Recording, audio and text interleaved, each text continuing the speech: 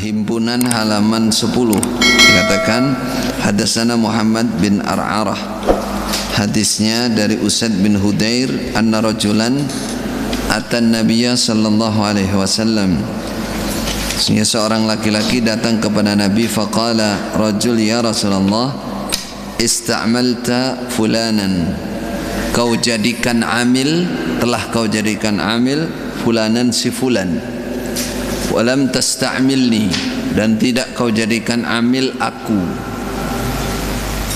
Artinya kenapa si fulan dijadikan wakil, dijadikan pesuruh, sedangkan aku tidak?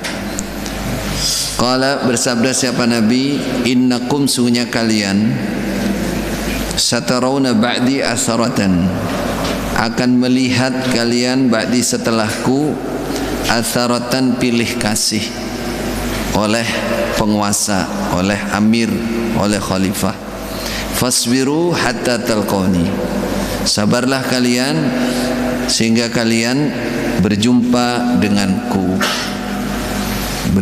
berjumpa denganku di akhirat. Ini syarahnya belum dimuat. Ini rawahu Al-Bukhari. Dalam syarah Al-Bukhari, dalam Fathul Bari diterangkan begini tentang hadis ini.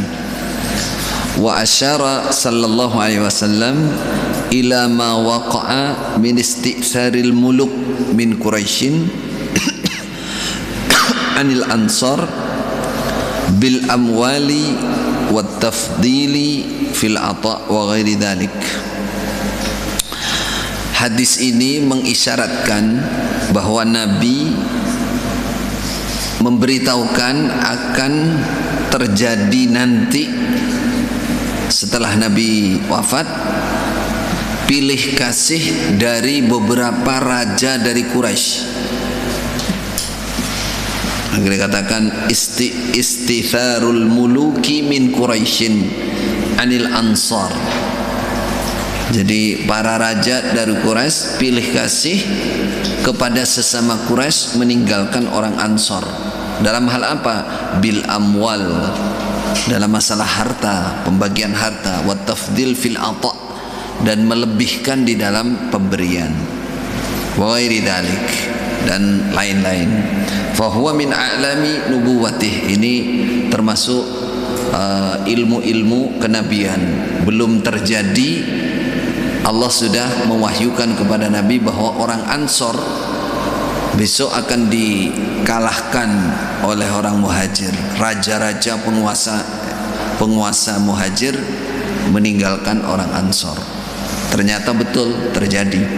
Setelah zaman Muawiyah seanak turun kecuali Umar bin Abdul Aziz, itu banyak tidak adil terhadap orang-orang Ansor, sehingga terjadi kejadian tanah harrah, termasuk orang Madinah istilahnya tidak mengakui kekhilafahan Yazid bin Muawiyah, akhirnya diserang, Madinah diserang.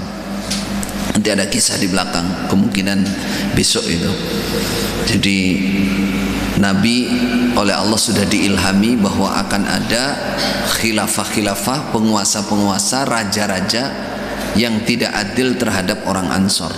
Sehingga orang Ansor di sini oleh Nabi dipesan, kalian besok akan melihat para penguasa, para khalifah, penguasa, raja saat itu tidak adil terhadap kamu dalam pemberian. Maka oleh Nabi dipesan, fasbiru hatta talqauni, sabarlah kalian sehingga kalian berjumpa aku besok di hari kiamat. Oleh Nabi dilarang berontak, dilarang menggulingkan, dilarang makar sehingga timbul pertumpahan darah, dilarang oleh Nabi, disuruh sabar. Kemudian himpunan halaman 11, hadatsana Muhammad ibnul Musanna. Ini hampir sama isinya. Kalau tadi Bukhari, ini Muslim, isinya sama tapi. Anna rajulan minal ansar khala bi Rasulillah.